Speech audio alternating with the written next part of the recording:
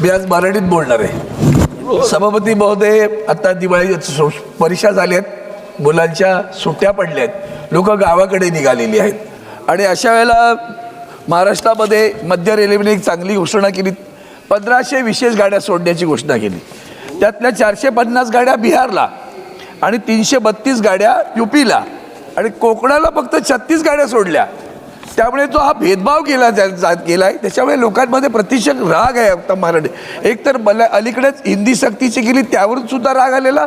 आता पुन्हा हे गाड्या त्याच्यात आणखीन काय केलं साहेब, तर छत्रपती शिवाजी महाराज टर्मिनस ते गोरखपूर ही गाडी रोज सुरू केली आणि छत्रपती शिवाजी महाराज टर्मिनस टू मडगाव ही गाडी आठवड्यातून एकदा केली आणि पुन्हा छत्रपती शिवाजी महाराज टर्मिनस टू रत्नागिरी ही जी गाडी होती दादर रत्नागिरी गाडी ही बंद केली. त्यामुळे मुंबईमध्ये आणि महाराष्ट्रामध्ये प्रचंड असंतोष आहे. कोकणी माणसांमध्ये खास करून असंतोष आहे.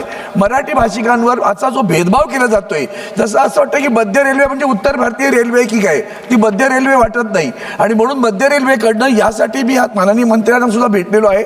माझी विनंती आपल्याला, दादर रत्नागिरी गाडी पुन्हा सुरू करा आणि या फक्त 36 गाड्यांनी कसं होणार आहे. लोकांच्याकडे आता पेट्रोलचा आणि आपण सगळ्यांना माहिती आहे डिझेलचे प्रश्न आहेत, रस्ते खराब आहेत, तर रेल्वेशिवाय पर्याय नाही. आणि म्हणून आपल्या माध्यमातून विनंती करतो की कृपया कोकणातील माणसांसाठी जाण्यासाठी या गाड्या इथं वाढवाव्यात.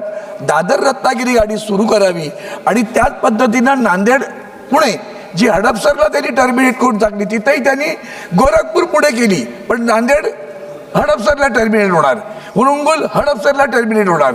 या ज्या गोष्टी होत्या त्याच्यातनं मराठी माणसांमध्ये भेदभाव निर्माण केला जातोय का, मराठी माणसांना दाबलं जात आहे का, मराठी भाषिकांना गाड्या दिल्या जात नाहीत का, ज्यांनी या कोकण रेल्वेसाठी आंदोलन केलं प्रचंड त्यांना न्याय मिळत नाही अशी प्रतिक्रिया. त्यातून आपल्याला एक विनंती आहे की यामध्ये रेल्वे मंत्र्यांनी लक्ष घालून ताबडतोब गाड्या सुरू करून या आता बदलत्या परिस्थितीमध्ये दिलासा द्यावा ही आपल्या माध्यमातर्फे विनंती. धन्यवाद सभापती महोदय.